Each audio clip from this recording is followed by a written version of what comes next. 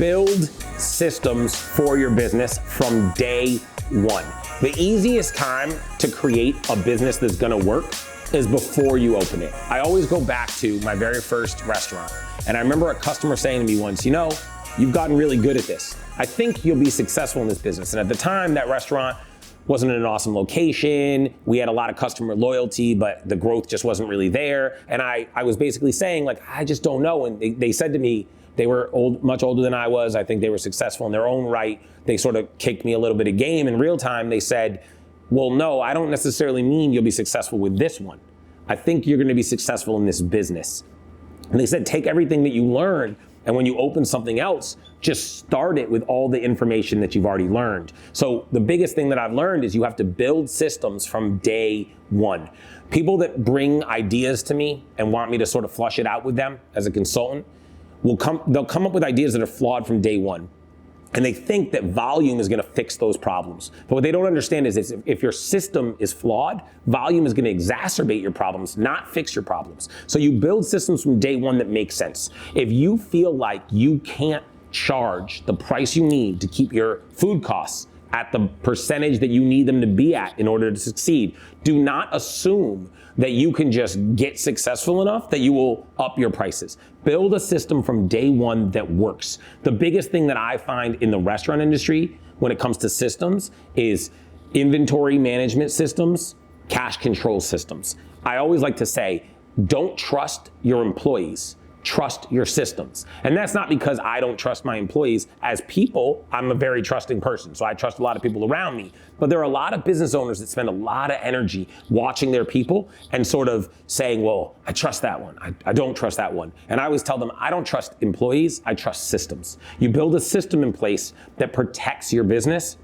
Again, whether it's inventory management or cash control, you know where your product is. You know how much you are supposed to buy and what the sales are supposed to be for that. And if there's waste or employees are eating, etc., you account for those in your systems. You have that marked down. So if you say to yourself, why I bought 100 burgers, I'm out of burgers and I only sold 88, you can look and see, oh, well, we dropped 10 of them or 10 of them expired and then my employees eat staff meal and this is how many got eaten. So it's super, super important for you to have systems that you can trust and rely on to know exactly where all your stuff is. On cash controls, same thing, right? At the end of the day, I feel like cash control systems confuse people. There's a lot of people that sort of don't understand the math. It's as simple as the money that starts in your register and the money that ends in your register are supposed to be separated by the amount of cash that came in. That's the basis of cash control systems. Now you build cash control systems in to separate different aspects of that so that any one person who works for you, management on down, that touches your money isn't able to sort of figure out the whole formula and then be able to skim from you. So the point of cash control systems is, in a perfect world, you just want to know the amount at the end of the day minus the amount that started the day should equal how much my register told me came in. And then obviously everything else you build on top of that is about making sure that no one person has the full view, so that way everyone's responsible for their part and it should all add up instead of one person being able to have all that view. Again, build systems that protect you from your management. Your management is actually the folks that statistically are most likely to skim from you. And it's not because people that manage are notoriously bad people, but it's because they have the fullest view. So at the end of the day, if you're trusting all your cash controls to one person in any one scenario, they're the person who is in the best position to take from you.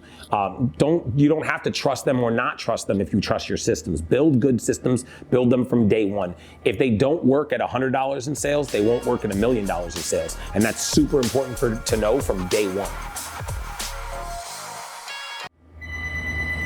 Oh, that timing couldn't have been better, huh? That phone is